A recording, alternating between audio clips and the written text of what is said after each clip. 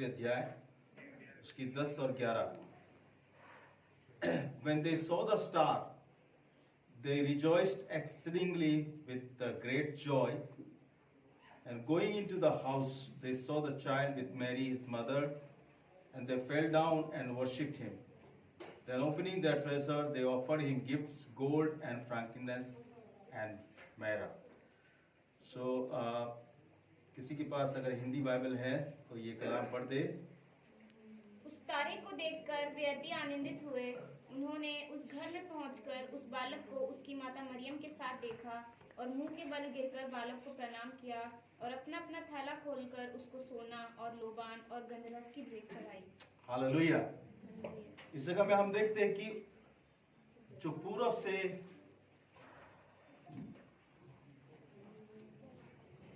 जो पंडित, जो बुद्धिमान व्यक्ति, जो वाइज पीपल, जो उस तारे को देखे और देखने के बाद वो अपने अपने सफर शुरू कर दिए थे।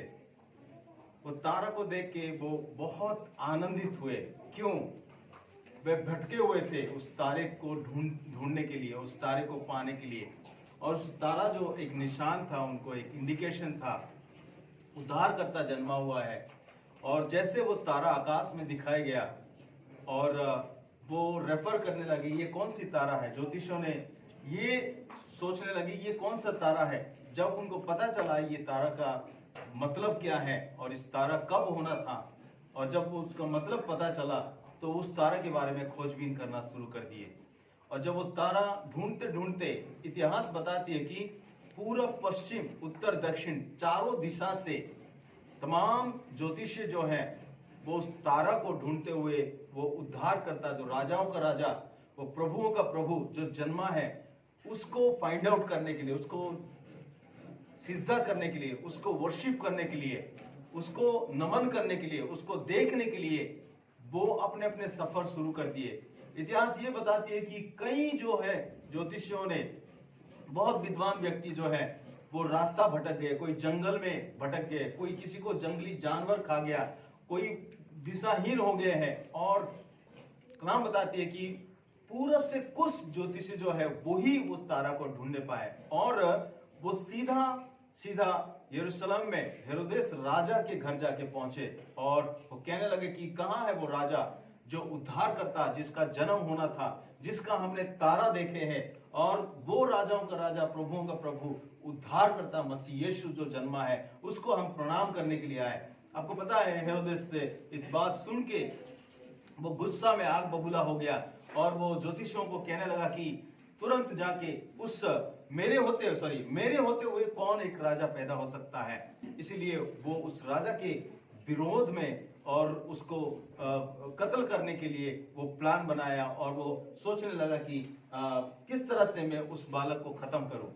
फिर उसने ज्योतिषियों को कहा कि तुम ऐसा करो, तुम जाके उस राजा को पता करो, देख के आओ, प्रणाम करके आओ, फिर मेरे पास आना, फिर इसके बाद मैं उस राजा को जाके सम्मान करूंगा, उसका आराधना करूंगा, उसका पूजा करूंगा। लेकिन ज्योतिषियों ने जब गए उस राजमहल से और वो तारा देखे और बहुत आनंदित हुए। आनंद होने की बहुत बड़ी वजह है मेरे प्यारे चीजों, आनंद होने की बहुत बड़ी वजह थी उस ज्योतिषियों का, क्योंकि वो भटके हुए थे।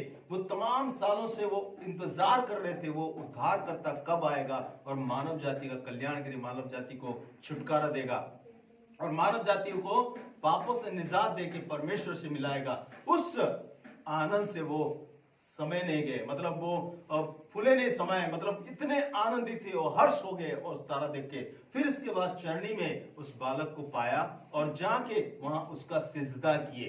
दे वर्शिप द चाइल्ड। हालेलुया। कलाम क्या बताती है? वो जाके उसका आराधना किए और नतमस्तक हुए और वो सिजदा किए हैं और वो अपने अपने थैली से क्या क्या निकाले? सोना, मोर और लोबान। वो तीनों चीज जो है एक राजा को ही भेंट दिया जा सकता है और वो राजा होने के नाते वो उपहार को दिए और उसका सिजदा किए। फिर सिजदा करने के बाद जब वो लौट रहे थे, परमेश्वर की ओर से स्वर्गदूत ने उनको दर्शन के माध्यम से ये कहा कि हे ज्योतिषियों, दोबारा हेरोदेस राजा के पास नहीं जाना, बल्कि मैं तुम्हें जिस रास्ता में जाने के लिए कहूंगा उस रास्ता से जाना। मेरे प्यारे जो यीशु मसीह को देखने के बाद, यीशु मसीह को मिलने के बाद, यीशु मसीह को पाने के बाद, यीशु मसीह को आनंद से भर जाने के बाद, उद्धार को पाने के बाद वो वर्शिप करने लगे और वो परमेश्वर की स्तुति करने लगे और परमेश्वर जो है उनकी दिशा बदल दिया। Hallelujah. He did not allow the wise men to go to Herod, but he changed their way. Hallelujah. वो उनकी मार्ग को बदल दिया। मेरे प्यारे चीजों, आज भी मेरे प्यारे चीजों, आज जितने भी यीशु मसीह को पाएंगे और यीशु मसीह को अपने उद्धारकर्ता करके ग्रहण करेंगे और यीशु मसीह के पास आएंगे और यीशु मसीह से मुलाकात करेंगे और यीशु मसीह से मिलेंगे, उनका दिशा परमेश्वर बदल देता है, उनकी सोच बदल देता है, उनके विचार बदल देता है, उनके ख्याल बदल देता है और उनको उद्धार देता है। मेरे प्यारे चीजों, इस ज्योतिषियों से यही बात हम सीखते हैं आज की। वो तारा देख के बहुत आनंदित हुए। उन्होंने जो तारा देखा है बहुत आनंदित हुआ। क्यों? क्योंकि वो अंधकार में अपने जीवन को जी रहे थे, एक मसीहा का इंतजार कर रहे थे, एक उद्धारकर्ता का इंतजार कर रहे थे, एक छुटकारा देने वाला का इंतजार कर रहे थे, एक खुदा जो हमें आजादी करेगा, उस गुलामी से, शैतान की तमाम प्रकार की बंधन से जो छुटकारा देगा, उसकी राह देख रहे थे। और वो राह दिखाई दिया उस तारे की इंडिकेशन से, और उस तारा को रेफर किए है तो बहुत सारे पुराना नियम में भविष्यवाणी किया गया था उस तारे के बारे में, और वो उद्धारकर्ता जन्मा है। और इसलिए वो अपने जान माल को वो परवाह नहीं किए और उस तारा को ढूंढने के लिए निकल पड़े और आखिर में उद्धारकर्ता को वो पाए हैं बैतलहम में। हालेलुया। उस चरनी में कपड़े में लिपटा हुआ एक बालक को पाए और उसका सिजदा किए और अपने हृदय से अनमोल चीजों को निकाले और अपने थैली से अनमोल चीजों को निकाले, प्रेशियस चीजें को निकाल के उसके बालक के चरणों में रख दिया और उसका सिजदा किए। हालेलुया।